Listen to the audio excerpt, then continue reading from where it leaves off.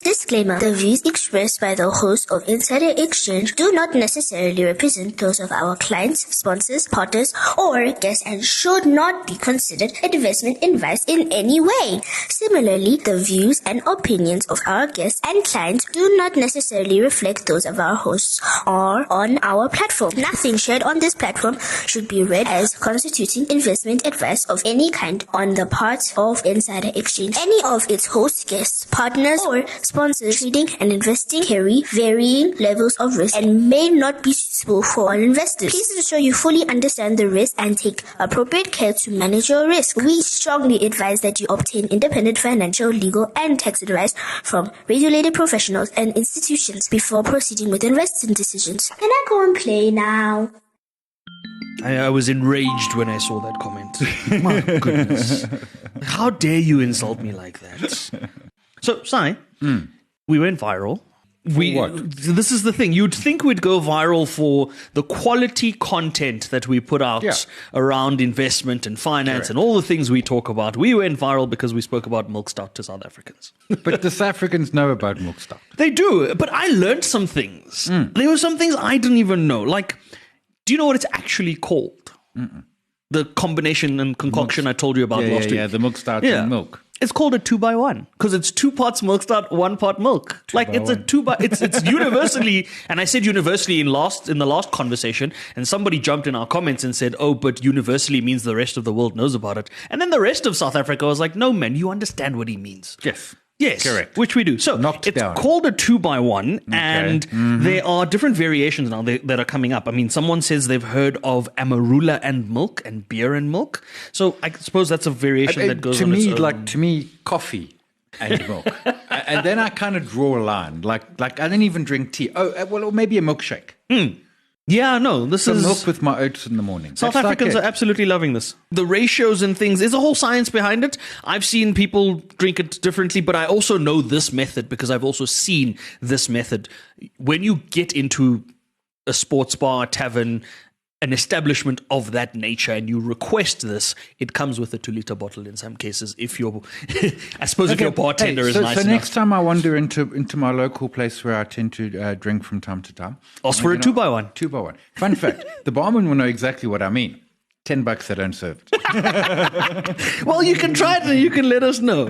I think South Africa... And if they do serve it, I'm phoning you to help me drink it. There we go. But if you haven't seen that, go check out that video. It is somewhere on our TikTok and absolutely going crazy there. But let's get the show on the road. We've got much to discuss and lots to get into. Let's kick things off. Let's get the show on the road. Unfiltered 98 are currently collapsing. The privilege of welcoming one of our good friends into studio. So not even Buffett listens to Buffett. Sue me, China, if you must. 1 or 22 on AC, but you're not getting that at home. And there's quite a bit to discuss. The stock is not cheap. The last podcast I did. Introduce me. I'm Jimmy Monaha. And I'm Simon Brown. Welcome to Insider Exchange. We kick the show off, as we always do, with useful updates, the section of the show where we never have enough time. We have far too much to discuss. And if we run out of time, there is a severe penalty that we are yet to find out about. Let's get into useful updates. Oh, the clock is ticking. DStv has a new rideshare model. I call it rideshare because they have announced that they are potentially looking to explore a new payment feature through the My DStv app that will allow you to split the cost with other people. So you can finally benefit from sharing your password. They can pay half the bill. Well, they could anyway, right? They could just slip you. But this isn't because I'm sharing the password. The whole point of sharing the password is that lots of us get to be on one thing. And if you're clever, 3 of you use a password for DStv, and 3 of you use the same password for Netflix, and 3 of you do it for Disney, and all ching ching. The only trick is they've got to let you sign in as different people so you don't miss each other's streams, and then you share passwords. Yeah, but the only time my niece phones me is when she needs the Disney When code. she gets logged out. Yeah, she needs the Disney code. Yeah, but the challenge with that now, especially with a service provider like Netflix, I don't want to get off topic, is you now have a location thing where they say you're not at your home Wi-Fi and therefore you're not connected. That. Easy. But yes, DStv is looking to explore, well, they're looking to launch that as a service. Next update that we're going to be getting into, South African Airways, 2nd year in a row that we're seeing profits out of them. Yeah, it's because I'm back flying with them, man. So then you frequent flyer with your Voyager miles. Yeah, I got the Voyager miles, but not so much frequent flyer anymore. Yeah, but it turns out you can make money if you run it properly. Derek Harnacombe stole the chair. I can't remember. I believe so. I don't he? think that has changed of late. But nevertheless, I mean, I suppose we have to celebrate when state-owned entities make a profit. We know Eskom announced that they would be making a profit as well, but we also know that it's easy to make a profit when you've been bailed out for several billions of rands. So, different conversation for another day, but South African Airways making a profit. That's all good and well. Next update from our side. Mining Indaba kicks off this week in Cape Town. Yeah. All of the focus on the mining sector, all the conversations around... It's about partnerships is the theme after Glencore and Rio said... no partnership. Awkward. Yeah, so that deal fell through and that was a bit awkward. But from an Indaba perspective, we know that usually the conversations are, let's talk about collaboration and this and that. This year's theme is critical minerals and the focus on that. I couldn't help but notice rare earths, still very much the focal point, very topical at the moment. Yeah. And China still wanting to lead that race, and the IDC announcing as well alongside that they would be investing into one of our local facilities, $20 million in financing via the way of Europe, because the company in South Africa is headquartered in Luxembourg. So very interesting. Always remember, rare earths not so rare, but deeply polluting. They're ugly. They're messy. Wait, so we've given up on just energy transitions or clean energy? What? There is nothing clean about rare earth, but there are clever ways to do it. So Rio Tinto has got little bugs that go down and do stuff. Really? I didn't understand. Huh. Yeah. Rare earths. What a weird take. Economic data coming out this week. That is the next update. Yes. There is CPI data coming out of China, CPI data coming out of America. There is also non-farm payrolls that for some reason are coming out on Wednesday. I thought that made no sense to me. I thought I was seeing things. Data. Yeah, unemployment data, fine. That usually comes out with non-farms, but that usually comes out the first Friday of the month. Which would have been last Friday. And I thought, okay, maybe because we've recently had a temporary government shutdown or whatever. But Wednesday? What's happening? Is this going to be a new thing? Is this going to be a new trend? I have no idea what's happening in America, dude. Nothing. I don't have clues. I've given up. Well, there is a Super Bowl, and that is conversation for later in the show. We're going to do a deep dive into the Super Bowl business model, so tune in for that and all of those discussions. But this is a weird update, and we don't really know how to make sense of it. Let's take a break. Let's take a snack break. Still snackless because we haven't got good snack recommendations. Snack break with no snacks. But we're going to take a snack break and we'll be back. And we're back. We're going to look into the next update is the Financial Conduct Authority in the UK. The FCA is looking to publish trading data for London-listed shares in an effort to counter what is considered underreporting of market liquidity. So they're looking to increase transparency on market liquidity on UK-listed shares. I like this. That announcement came through this morning. Yeah, and so why isn't the LSE doing it? I suppose the LSE isn't, and they're saying, well, then we will. Yeah, so I suppose and it would make sense that it would sit with the exchange themselves, not the regulatory body that oversees the sector. You would think. You would think. Huh. Okay. Very interesting update. I suppose we'll see how that shapes up and what it does for, I guess, volumes and trading activity and whatever is reported. I mean, it's a very nerdy thing. I mean, but cool. But useful for traders, useful for investors, hedge funds, asset managers, and the like. Next update, Africa Export-Import Bank, Afreximbank.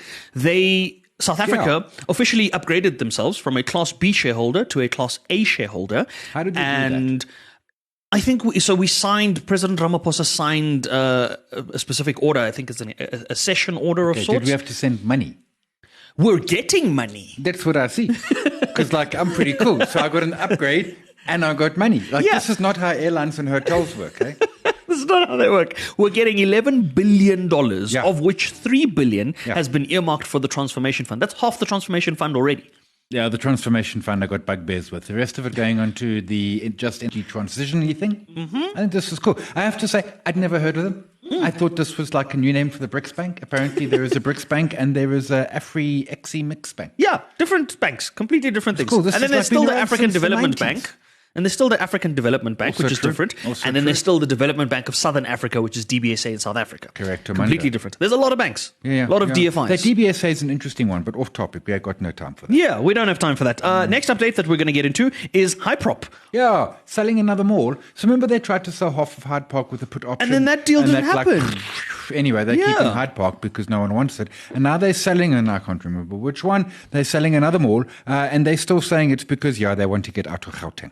That's a strange thing as well. If that is the case, then from a Hyprop perspective, surely you should then go into ensuring you can at least sell one of your assets before trying to sell the other ones. Well, that's a good point because you've let the market know. Also, they're keeping 50% of this one, which they're very excited about, which confuses me. It's a liquidity raise. It's not trying to exit. It's wanting to say we still want the economic benefit, but we want to reduce our risk. Surely. What are they going to do with the money? Probably put it into one of the other projects. Okay. I don't know. We'll figure it out. They're exiting. Last update that we have, and we have 50 seconds to get through that. Gold price back above $5,000 a fine ounce. So much for a sell-off. Yeah, so you blinked and you missed it. And so this is kind of like the sell-off we had back in October. Same sort of story. Blinked, missed it. Apparently, it's crazy. I thought there was going to be consolidation in the 4,000s or something. I wake up this morning, gold's like, hey, hello, 5. That's it. Bounced down to 4,400, all the way from 5,600, and now we're back at 5,000, and I suspect we're going to break that $5,600 fine ounce level. Yeah, look, I mean, the whole thing's crazy. What the heck? Rand's $15.99. Things are like the week before last. Just didn't happen. Don't worry about it. Basically, ignore everything that happened in the last week. Yes. That just didn't matter. But what does matter is we're still in time. We're not in trouble. Yet another week. Useful updates done and dusted. In our deep dive this week, we are diving into the economics and business of the Super Bowl. This is for largely the benefit of those of our community that are not based in America. We have we have quite a big community in America, and they have an understanding of this. But we thought we'd dig into this because it seems as though this entire ecosystem that is known as Super Bowl weekend is a giant business with various aspects of it. So we're going to dive into that and see if we can make sense of it. So I saw quite an interesting article from Time magazine. Oh, I used to get a subscription of Time magazine growing up. My father used to have one, and I remember distinctly, like, we used to have physical magazines. Yeah. I don't know if they still make Time magazine or still bring it into South Africa anymore. I haven't seen one in a while, but not the point of the discussion. The Super Bowl weekend. For many years, Americans have made this huge fuss about this thing. It's a big thing. It's like it's Super Bowl and Thanksgiving are their big parties. Yes. For us, it's December. Yeah, the whole month. The whole month. The whole month, Americans, the whole month. We don't mess around. You take like one Sunday, one Thursday. No. Whole we month. Take a month. South Africans, we love you and for that. And then we take half of January to recover. So it's actually 6 weeks. It is giant. And I got to say, I watched some of their, whatever they call it, gridiron. And I have, it's your man. I still, like, if I can't sleep, that's the perfect way to do it. Really? I don't know. It was slow, man. It was slow. Yeah, so the Super Bowl... And they went, and nothing happened. Very anticlimactic. Yeah. Anyway. But Super Bowl weekend, I thought we'd take a look at kind of the economics behind it, because there's a study that suggests that weekend, from an earnings perspective, adds anywhere between $370 to $600 million in earnings across the various aspects. And I mean, there are a number of aspects behind this weekend, right? So there's the betting component of it, which we'll get into. There's the halftime Super Bowl performance, which we'll get into. There's the advertising that goes into that. There's ticket sales. There's job creation. All of those aspects of the Super Bowl. And I think perhaps getting into them individually would kind of give us a sense of just how big this event is in the United States. Now, for context, I mean, I don't think it's as big as some of the other global sporting events, although Americans out there might disagree with us. Well, I mean, it can't be. I mean, there are how many Americans? If every American watched it, that's got some 300 million. The World Cup soccer and stuff gets more than 300 million. We're in billion territory. But the numbers are insane. I mean, you talk about betting. I mean, I just looked at Kalshi, which is one of the prediction websites. They took $500 million of volume. Just on the one. That's just on who's going to win. Yes. Fun fact. So on one line item, one betting. 35 million on who's going to attend. Yes. Will Matt Damon be there? Will Jason Cole? According to the American Gaming Association, they estimate that over that weekend, Americans will wager almost $2 billion in wages. So 1.76 or so about on the game itself in various forms, obviously with some of the numbers that you mentioned there. So from a betting perspective, I think even more than that, if these oaks are doing $500 million. Yes, and that's just one organization, right? Yeah. So there are many different betting houses, many different, and you can bet on anything. Yeah, dude, you can bet on. You can bet on how many times Elon Musk will tweet. You can bet on how racist Donald Trump's going to be. I mean, you can bet on anything. That's true. And this is the thing. From a Super Bowl perspective, a large component of what goes into that weekend, alongside something like the betting, is the advertising. Mm-hmm. So I saw something interesting that, according to Bloomberg, a 30-second ad on Super Bowl weekend would range from a cost perspective, would cost you round about $10 million at this year's Super Bowl. 10 million. For a 30-second ad. Actually, I remember some company was taking an ad and then the CEO was thrashing it out on Twitter. And so it's 10 million for that, but ultimately it's going to cost him 20 million because now he's got to get, it's a weight loss. So he's got, is it Venus Williams? Serena. That's the thing. RO, the company, RO, and they're promoting a GL1 product. I made a note of that specifically because that tells us something about the Super Bowl environment as well, is the advertising and the exposure that you would then get in that one event or in that one weekend, especially on the Sunday game, is warranted or justifies the fact that companies are being charged $10 million for a 30-second advert. Dollars. That would make SABC liquid for well, actually, with Khari Musaneng, it would have lasted a weekend. But still, otherwise. So this is the thing. I brought it back to a conversation you and I had, Sai, around the Formula One. We had spoken about Formula One in South Africa and what that would potentially do from a numbers perspective. And I think the Super Bowl is a good example from an eventing perspective of what one single event that becomes a traditional thing can actually do for an ecosystem and an economy. Right now in South Africa, unfortunately, folks, we do have some sad news to deliver on that. It looks as though we're not going to get a Formula One race next year. It looks as though... Yeah, but Gayton McKenzie was overly ambitious. That's polite of you, yes. Overly ambitious. That's about right. But we had everything. No, man, all we have is a track. Yes, and that is most of what you need. The rest of what you need is a government that will understand how to run this event and not put money behind it. You've got to fix the track. It is fixed. We've got to be F1 fixed. It is. Sir Toby Fenter and... Well, then why aren't we getting an F1? Because of the licensing.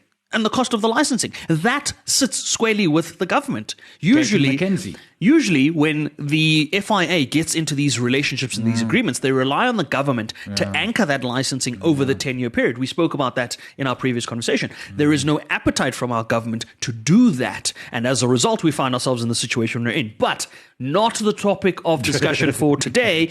If the South African government and the Minister of Sport would like us to do the numbers for them on F1, we'll do that for you and show you that this can actually work. Super Bowl, right?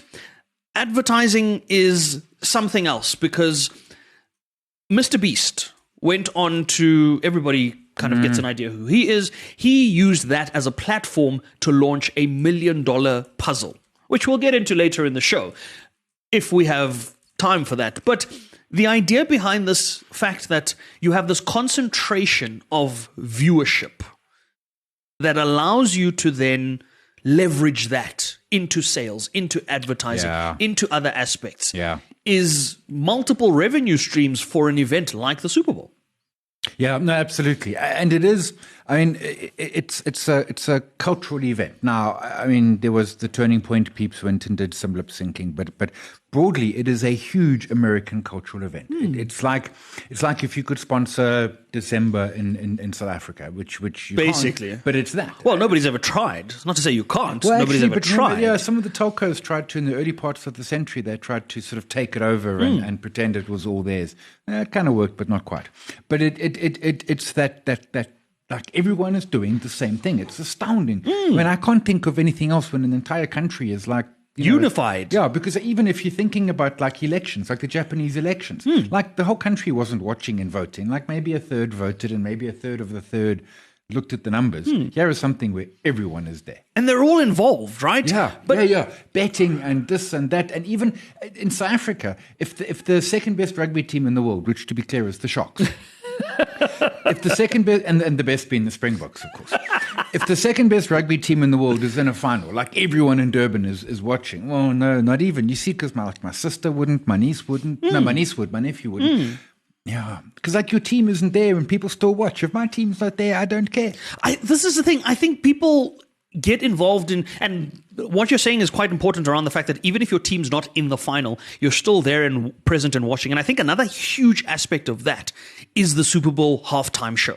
Yeah, sure. Which is the big main attraction behind it, right? Mm-hmm. But the interesting thing about that is Prince, Madonna, every single person, including Bad Bunny, who's headlined that Super Bowl halftime show, doesn't get paid as much as you would think. Well, riddle me that.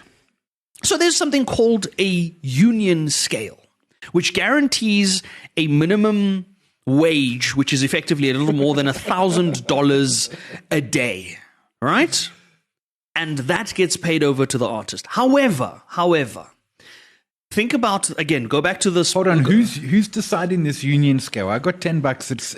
It's the bosses, right? Rumor has it that for many, many years, the person, I don't know if they decide the scale, but one of the individuals who selects who performs at the halftime Super Bowl is Jay-Z. He's got some level of measure and control over that part of... Yeah, because don't leave it to the bosses. Well, I suppose leave it to an entertainment individual to do that. But from a pay perspective, it's not that you would get paid your normal concert fee, right? Or your normal performance fee. However, there are some perks in that... Again, from an advertising point of view, exactly. And I suppose you also then get to... You get exposure. If any time has been the time to have the conversation about being paid in exposure, it is the Super Bowl halftime show, right? But the NFL as well, over and above all of that, covers your production costs. So if you've got this production you want to put on and this and that, the cost it would take you to put... I mean, think about Taylor Swift's Eras Tour. And how much she put into that. Yeah, because from a production this time just had some girls dancing on stage. Right. Well, this is the thing. And Lady Gaga. The advantage to having this happen is that from an exposure perspective, you have that. You don't have to incur the cost yourselves. And so many artists look for this because it is almost the pinnacle of the largest crowd you can perform in front of. It's the equivalent of selling out a stadium because you don't have to do any of the sales. You don't have to promote the concert. Yeah. You want them to choose I want to know who this union is who sets the scale at $1,000. No, because I suspect that it's the big bosses like Mark Cuban and stuff who own the franchises. And I don't know. Folks, fact check me. He owns one, but not the other. All the American sports blend into each other. And they've just said, no, this is union rate, so they can keep the money. But it's $1,000 a day. So for rehearsals and performance and all of that. So maybe 7 days, call it 7 to 10 days. I mean, $1,000. I mean, that's almost... It's not much. It's like what we get almost at like $1,000. That's not much. But for what you get out of it, I suppose that is another huge component of it. And in that as well, I mean, if you look at the rest of it, I mean, we've covered the... Okay, my bad. Bad Bunny also had sugarcane fields on his stage. Yes, he did. I'm singing. Yes. Carry on. So the other, I mean, if you think about all of the other aspects of it, ticket sales. We haven't even gotten into ticket sales. Well, and just general TV, right? That's if you're paying $10 million for a thing, how much does NBC or whoever who streams the game actually pay to have the game? Ticket sales estimate around $400 million in revenue. So that in and of itself tells you how many people are willing to show up, how much they're willing to pay to be there. And obviously there's a sliding scale. The closer you are to the field, the more expensive those tickets will get, or box tickets and suite tickets and all of that. But between ticket sales, advertising, the halftime show, the government earnings so government would then earn taxes and all of that as well, of course. And for the government, I mean, that's estimated in the millions as well, depending on where it is that you're looking. I mean, one of the reports said that the government would see about $16 million in revenue in the Bay Area where it was hosted from what they would collect from their part. But Levi Stadium. I mean, I now know that Levi Stadium exists. See, so I have no idea where it is. I'm never going there. But we just now said Levi 3 times. And still reference the same, point of reference. But this is the thing. So from a business perspective, there's still the tourism aspect of it. There's certain people that then fly in for Super Bowl or that come from other areas to come and witness this and be part of this and the jobs that are created and all of that. The whole ecosystem as a whole clearly is a profitable thing that people are willing to do on an annual basis. Yeah. I mean, and it is that cultural thing. It's that, because it's the adverts. I mean, they're on Twitter and they will do millions of YouTube, and they'll do millions of views. And yeah. Would you like to know what one of the craziest bets was at the Super Bowl? Yes. I love crazy bets. And it's from Kalshi, the platform that you mentioned earlier. Somebody placed a bet on whether or not Bad Bunny would fall on stage during the halftime performance. Now, there was a 2% chance that that he would, right? He didn't. The three, and they placed a bet to the tune of $3,500. The payout on that bet was $175,000, and he fell. So here's the thing. Here's just a thought. And I got nothing. I know where this is going, and I like it. I got no things on Bad Bunny. But if Bad Bunny were a clever oak and being told you're getting union rates of $1,000 a day, Bad Bunny goes and places takes his $3,500 that he got payment and thinks to himself, that's not very much. Makes a little bet on Kalshi and maybe another one also on Polymarket and all the others, etc. And then falls. Clocks 175, and instead of getting paid $3,500, he got paid $175,000.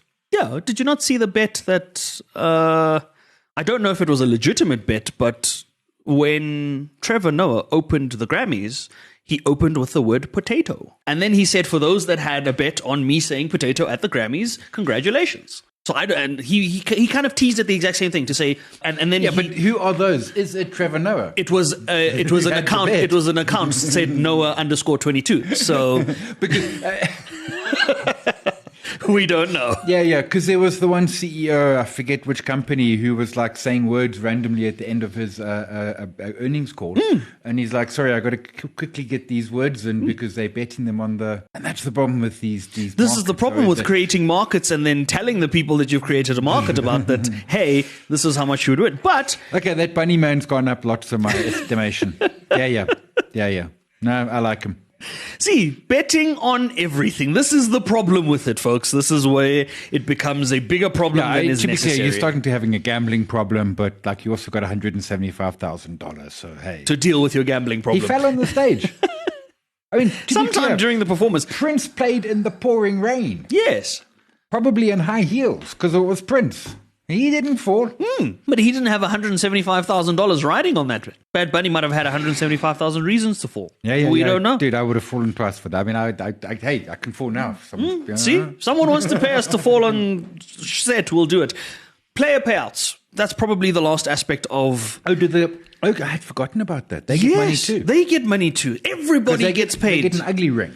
Yeah. Everybody gets paid at the Super Bowl. So what do they get? So they get...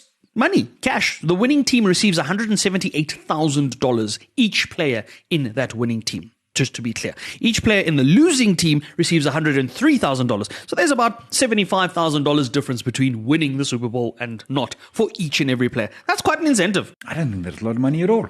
No. The difference in the final. Sure. Yeah. But you just got 4 bar, you just won. I mean, what did our rugby players get for the World Cup? Put it this way, if our soccer players won the Soccer World Cup, dude, they're going to get more than that because every South African's going to give them $10 and that is therefore, that's 600 million per player. Well, that also might have something to do with the World Cup prize money being in a currency that is much stronger than the South African rand. Not that much stronger because we're back below 16 rand against the dollar there. But player payouts, that's another aspect of it. So if you look at this entire thing, this event, everybody gets paid. Yeah. So it seems. The government gets paid, the NFL gets paid, the Pepsi, players get because you paid. bought chips and cool drink. That's it. And in some cases, yes, you might not get paid the same as other individuals, other organizations. But if I'm willing to drop $10 million on an ad, and mind you, the ad that we're referencing here, the RO ad with GLP-1 and Serena Williams, we still haven't accounted for how much that company pays Serena Williams as an influencer. I'm just thinking, because you know what, Serena Williams is many things, but man, she doesn't need to lose weight, surely. and as the best tennis player, maybe we could say the second best after that Serbian guy. Like, she wasn't 10 million, right? She was more. I would wager. Just on that topic, I stand corrected, but I do believe Serena does hold more Grand Slams than Novak Djokovic. That's the Serbian you're referring to. Yes. Let's check. I'll check so that. It's 24. I think While we're looking at that, the other thing that apparently 23 Grand Slams. Let's make them both goats then. Yes. They evens. Even Stevens. Yeah. But she might be coming back. There is a rumor, tennis fans, that Serena Williams might be making a return. So, fun fact: I remember when Venus Williams won her first Wimbledon, and this must have been 20 plus years ago. And in the interview, Venus said, "Yeah, Williams, check my sister; she's even better." She wasn't lying about that. She wasn't lying about that. I used to love watching the Williams sisters in doubles matches. That was just unfair for everybody else, but it was great to watch. Okay. Off topic, but yes. Off topic, completely off topic. But proof that, and I guess this is the note we can wrap it up on, proof that the Super Bowl is, for Americans, the best place to get maximum exposure. Yeah. Okay, now we must do this later in the year when we have the World Cup, the soccer. So, maximum exposure. Kim Kardashian and Sir Lewis Hamilton used the Super Bowl to officially hard launch their relationship. If that doesn't tell you that that's ultimate publicity, I don't know what will. So I don't understand what you mean when you say hard launch. And soft launch is kind of like these are rumors happening. Hold on, so Lewis Hamilton is dating Kim Kardashian. That's what it looks like from the Super Bowl pictures that have been circulating. They were spotted together with families and things. Yes. Well, you're sitting down. You need to sit down again. I need to lie down. I thought there was a fake news. Well, I thought so too, until I saw a separate post that said that Kanye West was potentially looking at full custody over his daughter because he doesn't want his daughter being around random men. Now, don't know if Sir Lewis is random men, but in the context of what is happening in the moment, in the timelines of life, it seems plausible that that's what he was referring to. I need to lie down. But the engine, the machine of American publicity in the form of Kris Jenner clearly evidenced that is the greatest stage to launch something on. Because we know she manages everything quite clearly. Si, before we wrap up the show, you did ask soft launch, hard launch, right? So soft launch is kind of like we're teasing this into the market, right? So think about it in the context of business, relationships, anything. It's just like this might be happening. Simon might be buying a sports car. And then, and then hard launch is, okay, this is happening. There's keys to the car. You see what I mean? So it's almost like think of it like that. Think of it like, okay, but is this happening? Is it not? What are the rumors saying? Who's talking about it? And that's more of a soft launch. And then a hard launch is, hey, we saw them. They're together. They kissed on screen. They didn't do that. I don't know if they did that. I didn't watch the Super Bowl. I don't know if that happened. But the best thing, and I've said this before, to ever happen to me was to be a kid in the 80s. Dude, like I had none of this. I mean, we probably did have hard and soft launches, but it was simple. And I did stuff. And there's no evidence, man. There is crickets. You can't prove nothing. You've got nothing on me. Well, we could find stuff, but it'd probably be No, you've got nothing. Because I was always the oak with the camera, so I was always behind the camera. Oh, nice. You've got nothing on me. Nothing. See, what a time to be alive. I could have stolen Bad Bunnies and no one would know. Okay. That's the deep dive. We're going to leave it on that note. We're going to get into Make It Make Sense. We're going to try and make sense of some very interesting developments from a numbers perspective and some announcements that are truly bizarre. Stick around for that. And we are moving on to our Make It Make Sense. We're going to be trying to make sense of some developments, some that we missed last week, but that was because we were busy making sense of other things, but they're still relevant. We're going to get into that. Let's start with local news. The blue cars are back, Si. The blue cars are back. Do you remember the blue cars that were seized by the Special Investigating Unit? Yes, the Lamborghinis. For conversations that, yes. How do you mean they're back? The Special Tribunal, this has been news all over the weekend, has ruled that the vehicles need to be temporarily returned to the dealership that owns them because they're not in any individual's name, but rather in the name of the dealership. And so they've been given back as while the investigation. Okay, so they didn't belong to the oak who they took them from. Technically speaking. However, the dealership has also been made aware that this is under certain conditions. They need to provide security equal to each vehicle's market value, insure the vehicles, and make sure that before any of those vehicles can be sold, they obtain approval. Basically, the vehicles remain under the control of the court-appointed curator. So they're given back to their legal owner, but it's not as simple as saying, hey, you've got your cars back, the whole case is over, and nothing is going to happen there. The SIU has come out to comment on this and say it's not going to deter their case. They're still going to proceed with everything. But just for context, I mean, a reminder of the vehicles that we're referring to here. 2 Aston Martins, 2 Ferraris, and a Rolls-Royce. That's quite cunning, actually. So I don't need to buy a Ferrari at all. I can just pay the insurance. And have the dealership own the vehicle for you. Like this. Well, you'd have to have, but you'd have to have a really good relationship with the dealership. That's cool. Maybe too good of a relationship with the dealership. Okay. That's what's happening there. We don't need to make sense of much there because we are not the courts. We have not ruled on that. The next thing we're going to be trying to make sense of is something that happened towards the end of January. And we completely put it aside because, well, for one, I didn't think it was going to happen, but it has happened. And we are going to get into it. Si, did you know that following the departure from the United Nations, President Trump, and this only came up because he recently signed the constitution thereof. They had an inaugural meeting recently of He's President pretending Trump's... to care about a constitution. Well, there's an international organization that has been established by President Trump, known as the Board of Peace. Its efforts are stated to be for the purposes of promoting peacekeeping around the world, and they recently held their inaugural meeting where he signed their constitution, and the Board of Peace is real, Si. The Board of Peace is real. Well, yeah, okay, so the Board of Peace is real because it makes perfect sense, right, for the 2 reasons. One is that Trump is starting to realize that actually he's not going to get a third term. Like, he's just not going to get a third term. So what does he do from January 21, 2029? Aside from go to jail. So he's thinking to himself, well, so he's made this whole Board of Peace thing.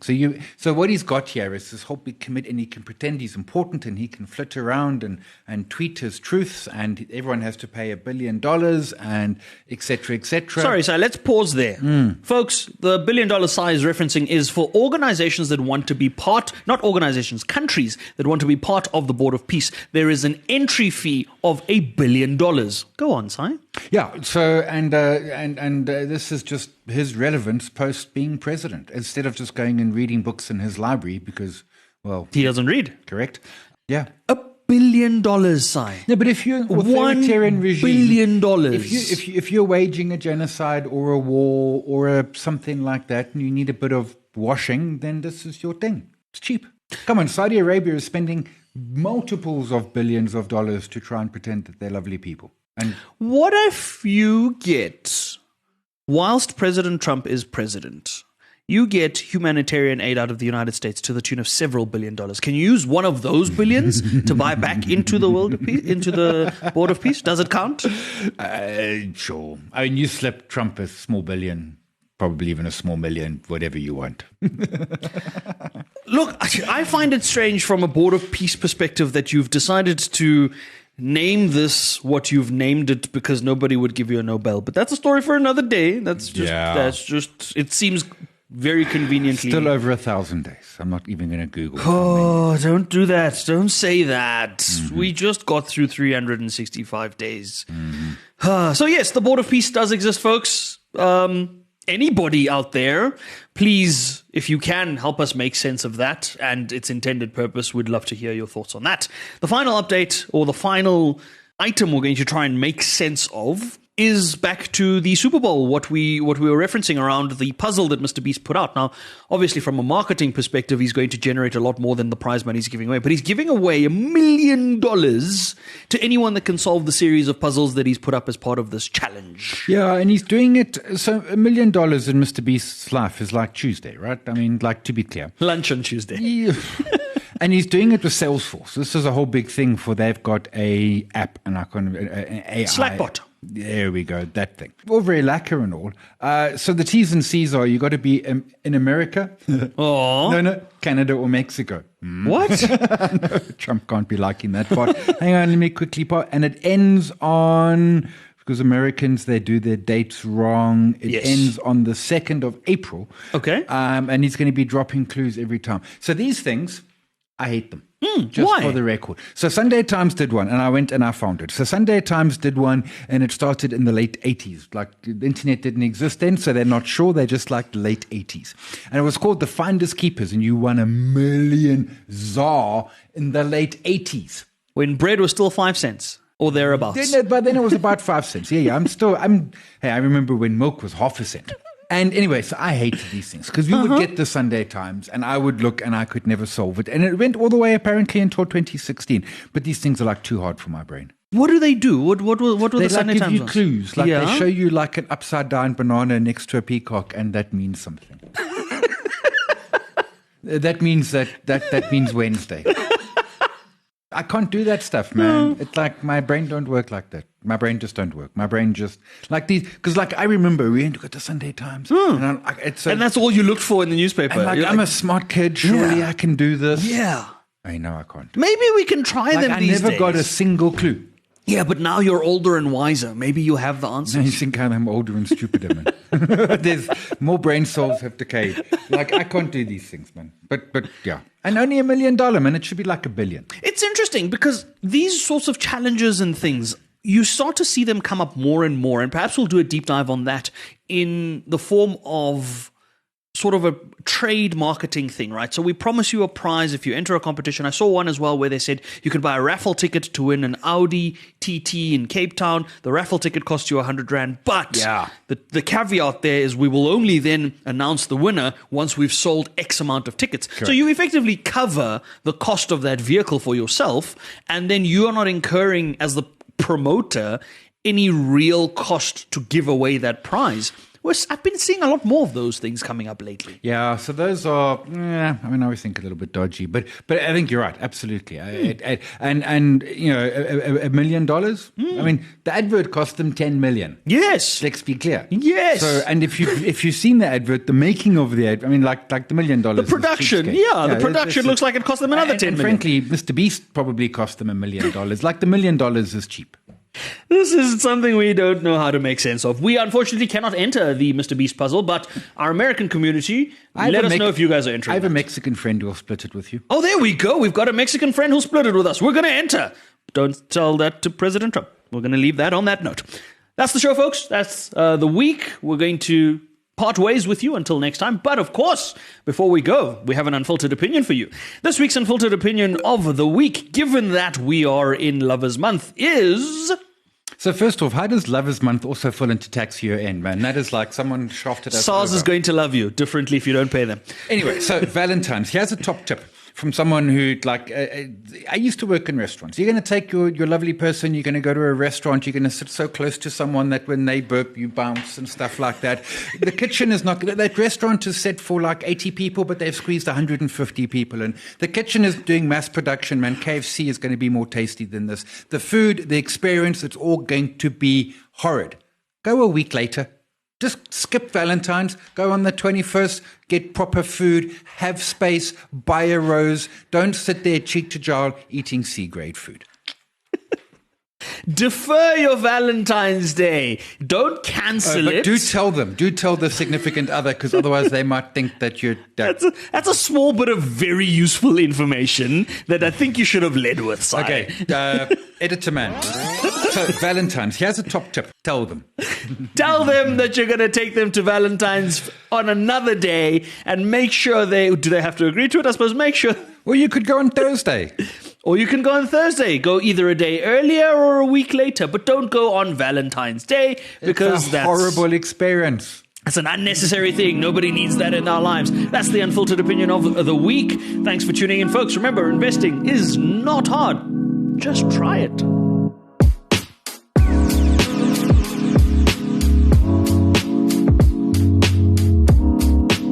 Disclaimer. The views expressed by the host of Insider Exchange do not necessarily represent those of our clients, sponsors, partners, or guests and should not be considered investment advice in any way. Similarly, the views and opinions of our guests and clients do not necessarily reflect those of our hosts or on our platform. Nothing shared on this platform should be read as constituting investment advice of any kind on the part of Insider Exchange. Any of its hosts, guests, partners, or sponsors trading and investing carry varying levels of risk and may not be suitable for all investors. Please ensure you fully understand the risk and take appropriate care to manage your risk. We strongly advise that you obtain independent financial, legal, and tax advice from regulated professionals and institutions before proceeding with investing decisions. Can I go and play now?